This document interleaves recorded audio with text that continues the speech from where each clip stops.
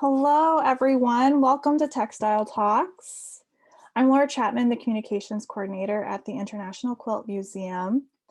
And while everyone's coming together, I'll just say welcome back to all of our regular attendees and another welcome to our first timers.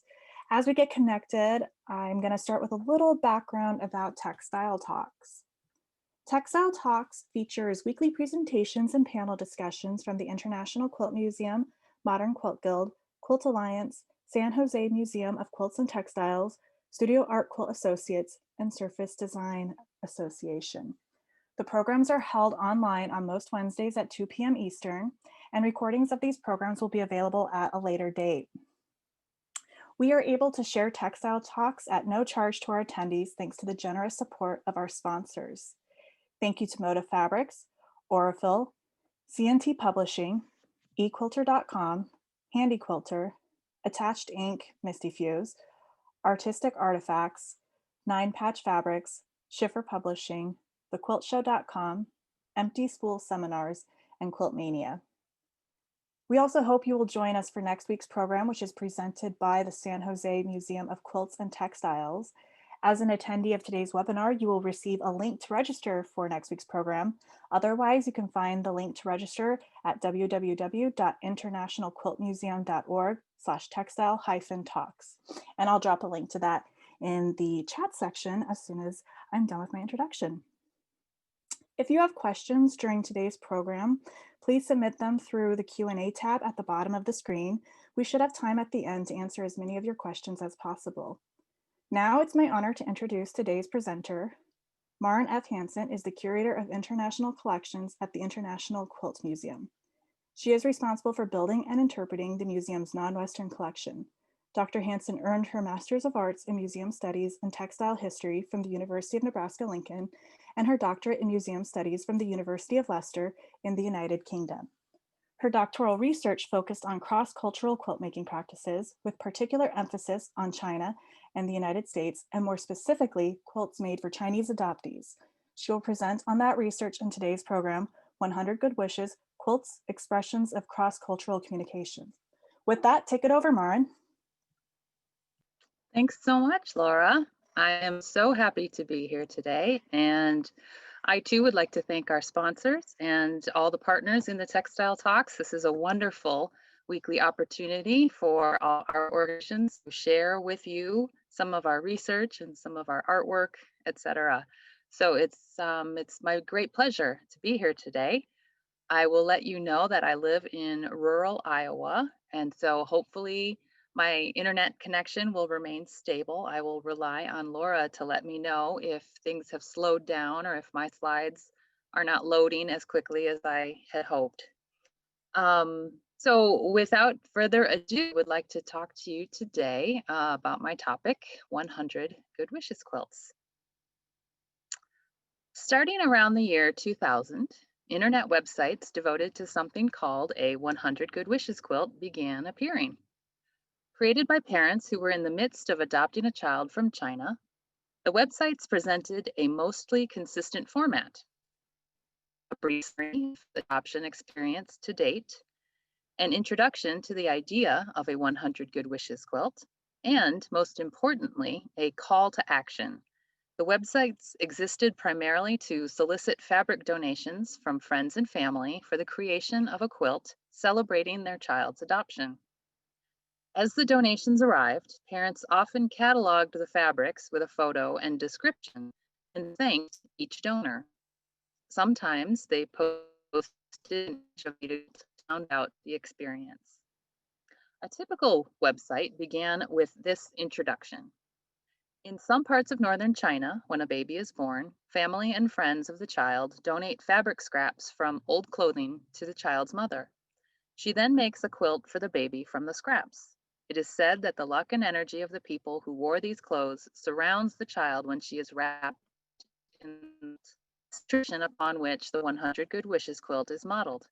In April, we sent letters to our family and friends asking them to contribute a piece of fabric along with a written wish or note for Mekina, who is clearly the name of the child who was being adopted. We now have over 130 squares for her quilt. Since I can't sew, my sweet Grandma Betty will be making Makina's quilt. I know Makina will cherish this quilt and the good wishes that were made for her before we even knew her. This quotation homes in on many of the key shared characteristics of the 100 Good Wishes quilt projects. They are derived from Chinese tradition, but they also reflect deeply rooted American notions about quilts and quilt making. They are made to commemorate the adoption of a child from China, although they also serve other functions, particularly emotional. And they are community based, encompassing both pre existing relationships as well as the newly formed connections adoptive parents often make, largely through online platforms. In this presentation, I will explore how creating this hybrid form of material culture has served multiple purposes and functions for the makers. Another unifying aspect to the 100 Good Wishes quilts, to which I've already alluded, is that it is largely an internet phenomenon. Indeed, I first discovered the 100 Good Wishes quilts websites as I was researching Chinese patchwork and quilting traditions, about which there is very little published in traditional print sources, let alone on the internet. But as I utilized search terms such as China quilt or China patchwork, sites about 100 Good Wishes quilts were among the most frequent results. Thousands of parents have created websites or have blogged about their adoption experience generally and about their quilt project specifically. The appearance of 100 Good Wishes Quilts blogs mirrors the growth of the so-called blogosphere, which is now sort of an outdated term, I realize. Blogging, which began in the mid 1990s, became a mainstream activity in less than a decade, and by 2011, there were an estimated 181 million blogs on the internet, many of them hosted by popular and easy to use services such as Blogger, Tumblr, and WordPress. Although I have visited hundreds of 100 Good Wishes Quilts websites dating from about 2000 onward, some of the earliest sites are now defunct, as you might imagine. Indeed, the earliest website I found devoted to the topic, this one right here, no longer exists. And while early sites, such as this one, were pivotal, perhaps most important in disseminating the idea of the 100 Good Wishes quilt was an online discussion board founded in 2002 by an adoptive mother named Christine Brame, who, after learning about the practice from this defunct site that I'm showing you, perceived the need for an online space where parents could easily and quickly exchange fabrics in order to gather enough to make a 100 Good Wishes quilt. The 100 Good Wishes Quilts Yahoo group was set up like many other online discussion boards, with its primary function being to serve as a centralized location for members' communication. After the discussion board debuted in 2002, it immediately began feeling a need. It averaged over 250 posts per month in its first several years. The frequency of fabric exchanges on the board generally followed the trajectory of China adoption as a whole. For instance, and I'm sorry, I clicked too quickly there. For instance, shortly after China adoptions peaked in 2005, activity on the Yahoo 100 Good Wishes quilt group also spiked, with 3 months in 2006 breaking the 1,500 message mark. In addition to exchanging fabrics for their quilts, parents also came to the message board to share their adoption experience with others in similar situations as themselves. But why did this sudden burst of China-focused quilt making occur in the first place? The answer lies in the history of China-US intercountry adoption. Since 1994, the single largest source for intercountry adoptions in the United States has been the People's Republic of China. Between 1992, when China first officially allowed international adoptions, and 2005, when these adoptions peaked, the number grew from 210 to 7,903. Since then, the numbers have steadily declined, although that is also the case for intercountry adoption generally from any country.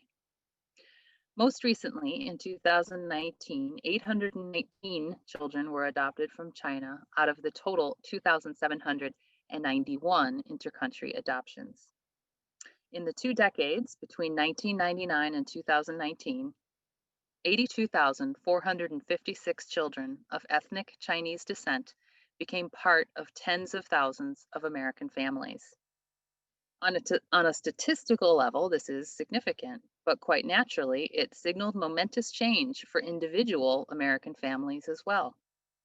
The availability of thousands of orphaned or abandoned Chinese children meant that more parents could adopt. And as those parents entered the China adoption pipeline, they searched for ways to celebrate and mark the occasion. One of my research informants, Jen, encountered the idea of making a 100 Good Wishes quilt in the months while she and her husband, Jason, were waiting for their daughter Addison's adoption to finalize. Jen saw the 100 Good Wishes quilt described on an adoption-related website, and even though she had never made a quilt before, she decided to start the project, knowing she could count on the assistance of her mother, a quilt maker, to help out. She sent out letters to family and friends, asking them to contribute a meaningful fabric to the project. As many other 100 Good Wishes quilt makers do, she also asked for a wish, written on a note card or something similar, which she would eventually include in a scrapbook. Jason, her husband, who was less directly involved in the creation of the quilt, set up a private website where family and friends could follow the couple's adoption process. He also included a page describing their 100 Good Wishes quilt project and asking people to contribute. Quilt making as an act of commemoration and expression of community has a long history in the United States. The mid-19th century development of the so-called album quilt, a collection of sewn fabric blocks either made by different women or signed by various friends and family, was an early and influential commemorative quilt making fad. Other styles followed, including quilts commemorating political and social causes, such as abolition and temperance, as well as those used to raise funds for churches and service organizations. Quilts made especially for children have a long history as well, and here are just a few examples of crib quilts from the International Quilt Museum collection. All of them very, very cute.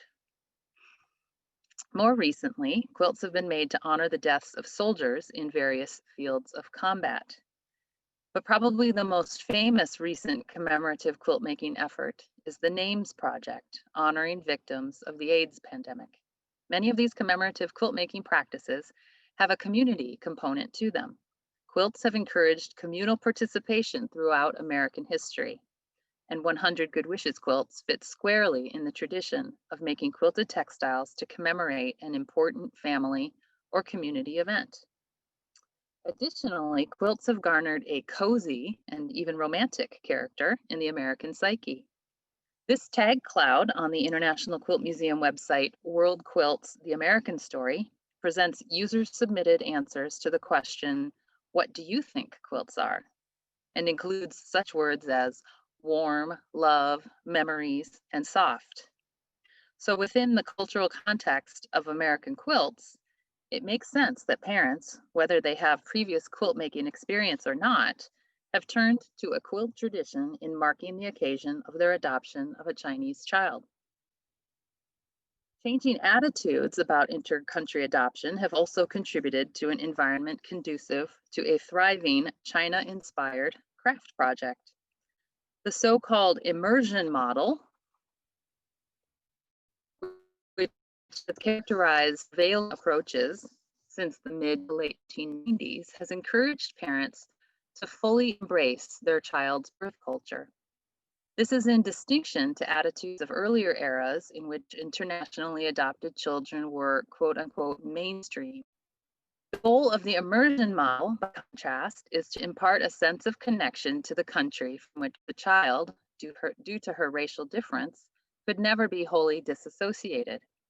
Integral to this approach are learning experiences such as Chinese language lessons, dance classes, and homeland tours is what they're called, in which the adoptive families visit the region, town, or even the specific orphanage from which their child originally came. The adoption of a China-inspired quilt project therefore, makes sense the Immersion Model's emphasis on celebrating the traditions of a child's home country. Just how much of the 100 Good Wishes quilt is Chinese is not so easy to ascertain, however. Although many 100 Good Wishes quilt websites cite a Chinese folk object, the baijiabai, as a source of inspiration, very few of these articles exist in museum collections or in publications, either in Chinese or English. Here is the one example I have seen that is more than a couple of decades old. It was presented to our museum on a 2013 research trip and was made around 1980 in Gansu province, China. It is interesting and instructive to briefly look at the idea of the baijiabai, this quilt, and to examine other related Chinese textile techniques and concepts. Translated literally, word for word, baijiabai means 100 Families Quilt, which certainly seems to describe a community-based quilt project. Colloquially, however, the phrase can be used more loosely. The term baijia, 100 families, often simply means many people, as in many people quilt. Although patchwork has probably been made in China from donated fabrics, it is likely that most people use the baijiabai phrase to simply describe the scrappy or patchwork nature of a textile. Indeed, on a recent research trip, the one I just mentioned, to Northwest China, not so recent anymore, I'm realizing, 2013, members of our museum staff met craftswomen, one of whom you see here. Her name is Pan Kai Li. She's with her daughter-in-law, and they make what they call baijiabai quilts. These pieces were constructed entirely from new rather than donated fabrics. In addition, this documented baijiabai I showed earlier also was constructed from a limited number of fabrics, not the range one would expect from 100, literally 100, or even many families. Therefore, the 100 families component serves primarily as a metaphor for the varied fabrics used in the quilt's construction. I think it's a beautiful concept. And in Chinese poetry, numbers are often used to express sort of more, poetic concepts. Moving on, the concept of a quilt in the Chinese context requires a bit of explication as well. Indeed, the Western definition of a quilt, a bed covering made from 3 layers held together with quilting stitches, does not generally exist in China. What is more common is a multi-layered bed covering consisting of a decorative cloth envelope, so to speak, which is similar to the European notion of a duvet, within which a warm and practical filling, maybe a blanket or some loose batting, is inserted. While quilted bed coverings are rare in China, the techniques of quilting and piecing or patchwork are not. Quilting is most often seen in padded clothing, or more rarely in armor, and in babies' lap cloths and diapers. Patchwork, on the other hand, has been more widespread and used for decorative as well as practical purposes. Although common, patchwork was used more frequently in the creation of costume and religious textiles, particularly Buddhist, than in bed coverings.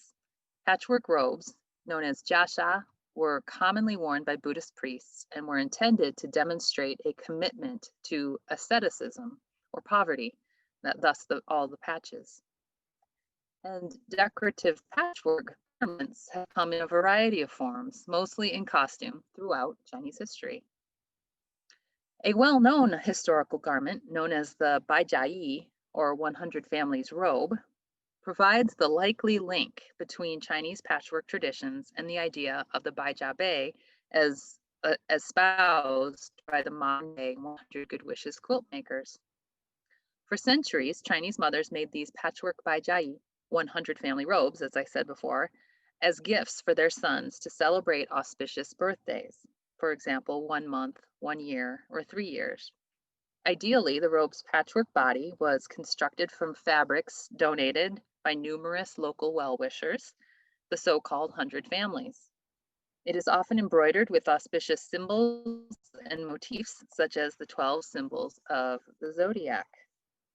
The fabrics, symbolizing the combined strength of the donors, were believed to help the young boy, because these were most often made for boys, help him to resist or deflect evil spirits and ghosts.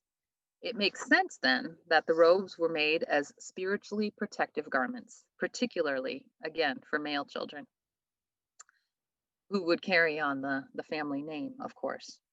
The many fabric contributions were seen as a way to bestow protection and good fortune upon the child. A number of baijai exists in both public and private collections. In addition, baijai have also been depicted in other artistic media, most notably slit tapestry or kese. A Ming Dynasty kese fragment at the Metropolitan Museum of Art in New York shows a boy wearing a blue and white diamond pattern baijai. An early Qing Dynasty kese curtain panel at the Beijing Arts and Crafts Museum depicts boys at play, some of whom wear diamond, square, and hexagon patterned baijai. And brocade woven fabrics from the Qing Dynasty, which you see on the right. It's a little hard to make out the figures there. It has the so-called 100 boys motif that also features boys wearing baijai or the patchwork robes. One way in which this practice has reached Western audiences is through mid-20th century American author Pearl S. Buck, who based many of her novels on her experience as the daughter of missionaries in early 20th century China.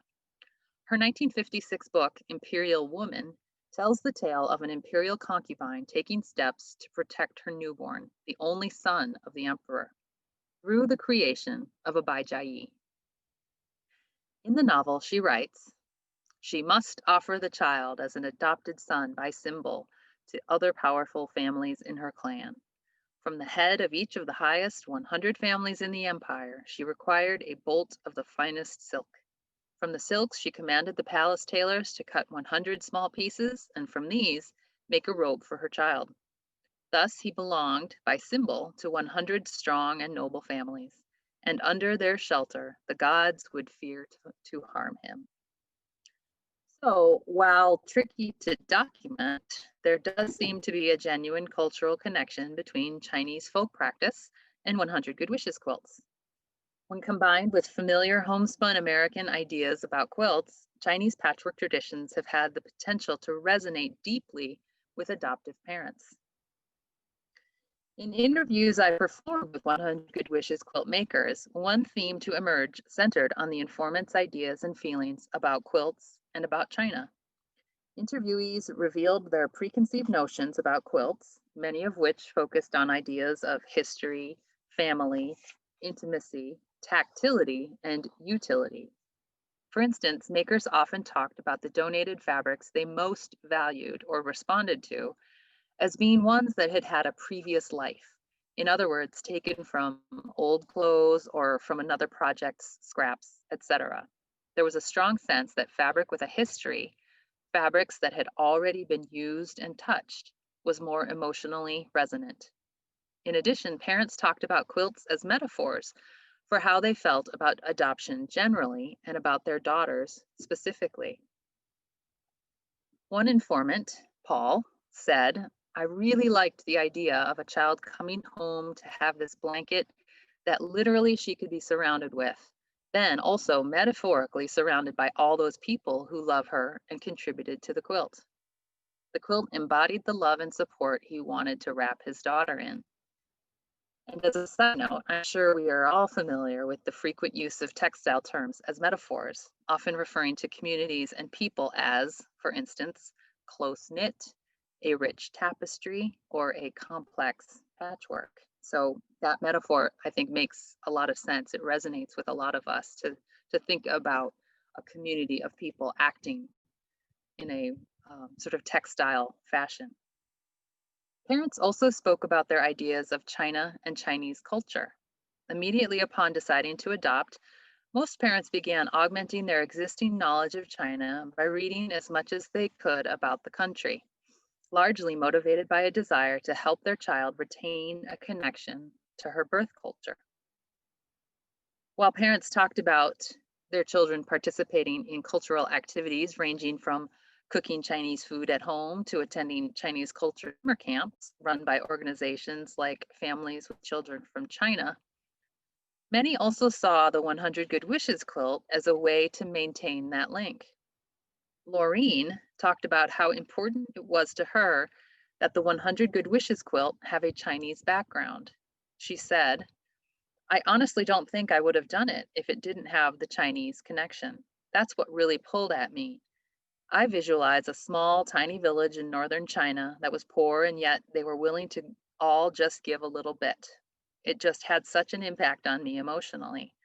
I wanted something that I could share with my daughter, the story behind it, not only the individual pieces, but the background of why I chose to make this quilt. Amy, who adopted an older child, was concerned about her daughter being able to strike a balance between Chinese cultural retention and assimilation into American society. She felt that one way she could help keep China present in their family was to make a 100 Good Wishes quilt. She said, I was really wanting to retain as much of my daughter's culture as I could. I want her to grow up with some constant reminders. I don't want her to feel whitewashed or anything. I want her to remember her Chinese heritage and be proud of it while also adapting well here in the United States. The 100 Good Wishes quilt seemed like a really fun way to do that. While possibly unaware of the full history of transracial adoption in the US, Amy clearly articulated the direction many adoptive parents have taken in recent years to address racial and cultural difference in their children's lives. One problematic aspect of 100 Good Wishes quilts, however, is that they sometimes display stereotyped images of Chinese culture, aligning them with the Western historical tendency towards chinoiserie, overly simplified and romanticized visions of the East. Here are just a couple of quilts in our collection that feature chinoiserie fabrics and imagery. Individual donated fabrics in the 100 Good Wishes quilts sometimes feature cute children in Chinese style clothing or are adorned with typical imagery such as panda bears and dragons. Sometimes symbols from other Asian cultures are mixed in, for instance, Japanese kimono robes. These issues went unremarked by some of my interviewees, but others were clearly aware of the troublesome aspects of stereotyped and imprecise imagery. Sybil, for instance, said, the Chinese influence shows in my quilt, and especially because I did so many swaps with Asian fabric, some Japanese, some Chinese. I think mostly because there were a lot of people at the time who just didn't know the difference. It was supposed to be a Chinese swap, but I got a lot of fabrics that were definitely Japanese. But it was fine, though I didn't put them in the quilt, the Japanese ones, because it didn't make sense to me. I liked the thought, but it didn't go with what I was trying to achieve. In addition to helping parents solidify and explore ideas about quilts as expressions of comfort, warmth, and welcoming, for instance, and about China, the 100 Good Wishes quilt also served the crucial role of emotional support and distraction. Interestingly, many research participants described how the 100 Good Wishes quilt project timeline often echoed that of their larger adoption process. Indeed, most talked about the quilt project as a way to pass the time or feel a connection to their child during the long and sometimes stressful wait for the adoption to process. One parent, Laureen, said, when you're going through the adoption process, it's so overwhelming. You just have to get really, really focused and just charge forward. You do that for almost 6 to 8 to 12 months, and then it's submitted, and your dossier, which is the bundle of paperwork that you have to pull together, goes to Beijing. And then there's this giant letdown of, oh my God, it's so frantic. And then all of a sudden, it's just boom, it's over. This was really a wonderful opportunity for me to sit there and channel my energy and focus my attention. And when the adoption slowed to a halt, which has often been the case in the last 10 plus years, So did the quilt project. Shannon, whose adoption was supposed to take 12 to 18 months, but ended up taking 6 years, said, I started out fast with the quilt exchange fabrics. Then, when it became clear that our wait was going to be extraordinarily long and we weren't sure whether it would happen, I had to put it away. She talked about the acute pain she would feel every time she looked at the fabrics. She simply couldn't have them around until the moment when she found out that the adoption actually was going to take place, which it did. Finally, the strongest theme to come out of my discussions with 100 Good Wishes quilt makers is that of connecting with others. For instance, parents came to the Yahoo group to exchange fabrics, but also to share their adoption experience with others in the same situation as themselves. It primarily served to facilitate fabric exchanges, but also became a social network in its own right. One of my research participants, Denise, described being on the Yahoo group this way. You would talk to other people about your adoption, as well as how you planned on making your quilt. We would exchange fabric, as well as exchange our adoption stories and where we were in the journey, and be excited when somebody's baby got to come home. And Shannon, who I mentioned earlier, talked about her online, both quilt makers and non-quilt makers, as not just important, but critical in helping her sustain herself emotionally during her 6-year adoption process. In addition to establishing new connections with fellow adopters online, many quilt makers saw the 100 Good Wishes quilt project as a way to solidify existing relationships with family and friends. Many parents talked about the difference between adoption and biological birth. Bill, for instance, said, I think a lot of people don't know how to handle it when you adopt. Sometimes they don't know how to talk to you about it. When you're pregnant, it's like, how are you feeling? When are you due? But when it's adoption, you don't know when you're going to get your child a lot of times. The 100 Good Wishes quilt seemed to open the door to that conversation for people who may not have been able to discuss it easily prior to that. Finally, the simple idea of the patchwork representing all of the individual donors was fundamentally appealing. Adoptive parent Michelle said, I think that's the whole idea. It's welcoming the child into the family. And what better than a quilt made with pieces of the fabric from all those friends and family? You think about all the different lives and the personalities of those people and how much those fabrics speak to who they are. So to summarize, the 100 Good Wishes quilt has been seen by makers as key in their attempts to forge connections with their adopted child, with online support groups, and with family and friends. The nature of intercountry adoption, with its intense periods of paperwork, followed by potentially prolonged waiting, caused anxiety for many families. Working on a China-inspired quilt project helped parents cope with stress and feel like they were working towards something, working towards someone. It also provided entree to online communities that gave critical aid and encouragement during the wait. Perhaps most importantly, the 100 Good Wishes quilt symbolized the support of dozens of friends and family members.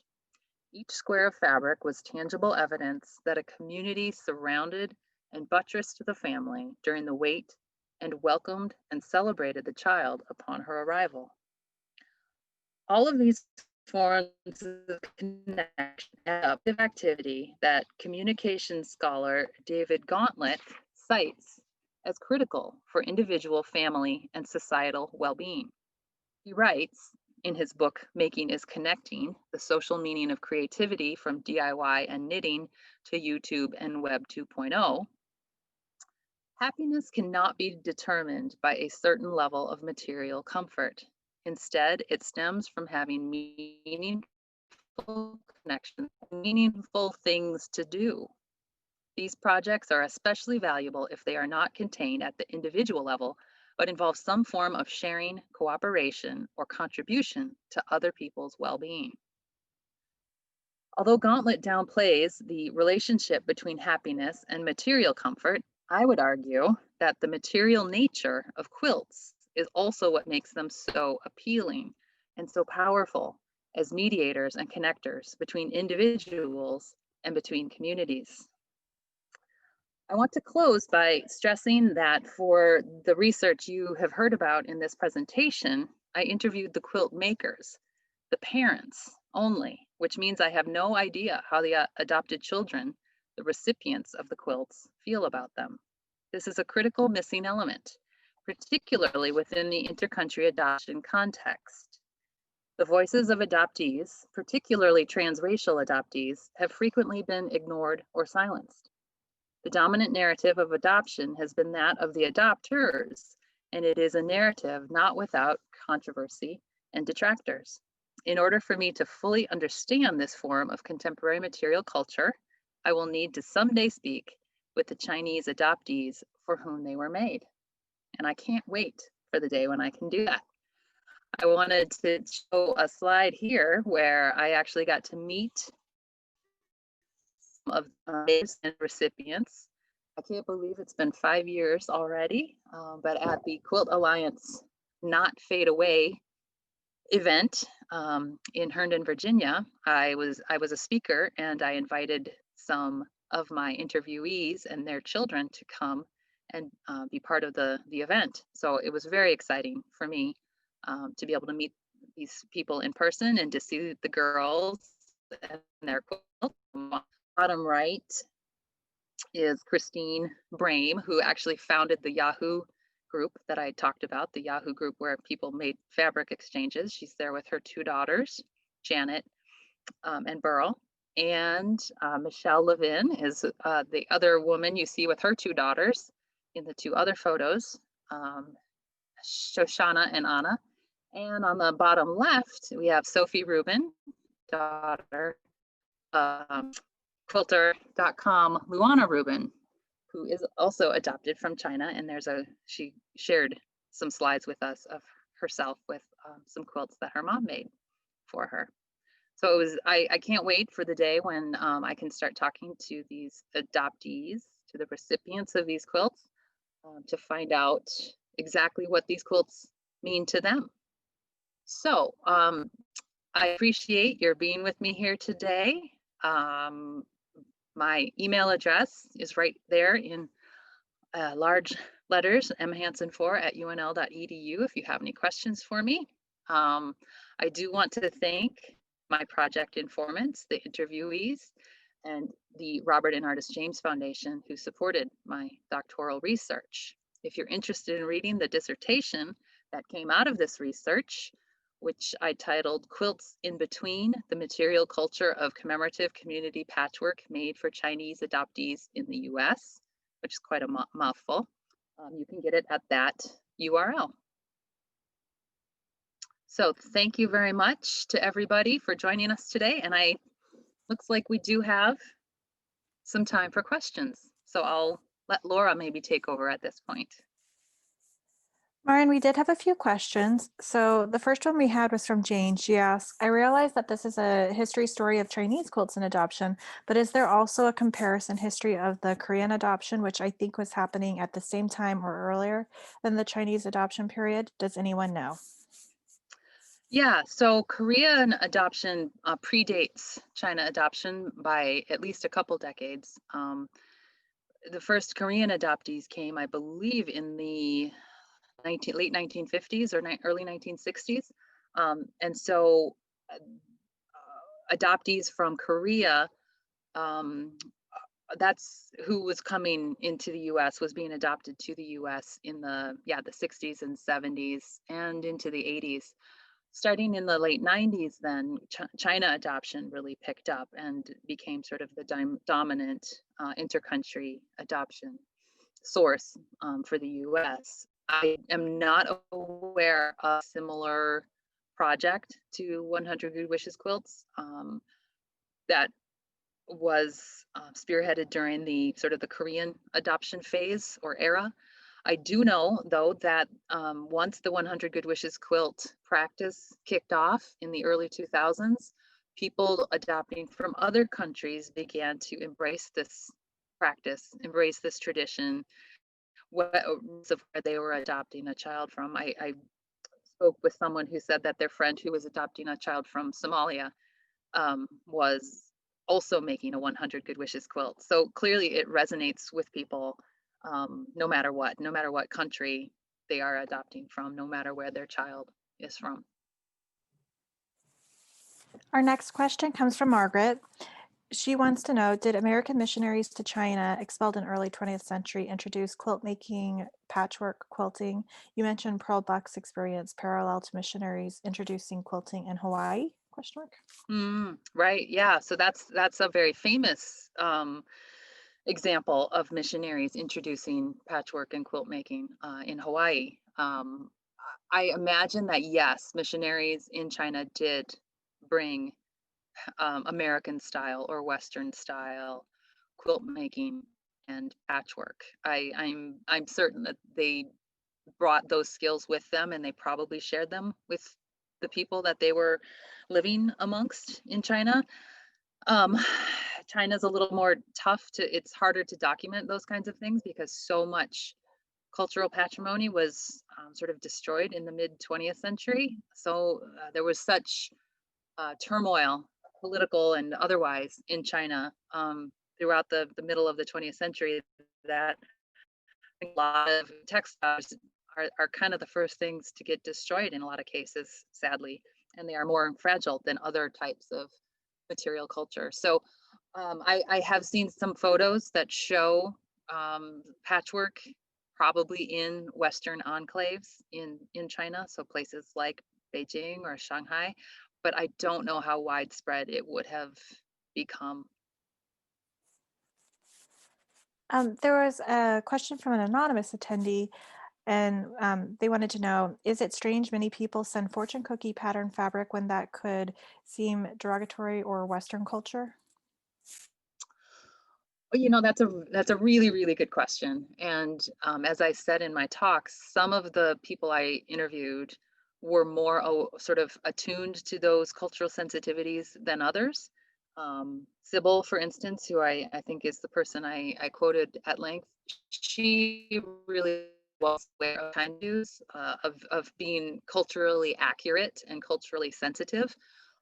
Fortune cookies, as I think most of us know, are not really a culturally embedded food way in China. They were a more modern invention, Western influenced, and really, I mean, they in a lot. It's hard to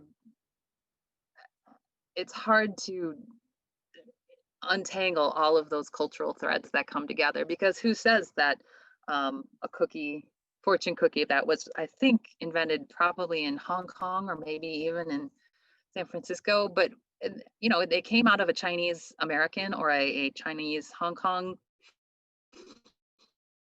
Western environment, and who's to say that that's not culturally accurate? So I think there's a whole lot of gray area um, that needs to be looked at with objects like this.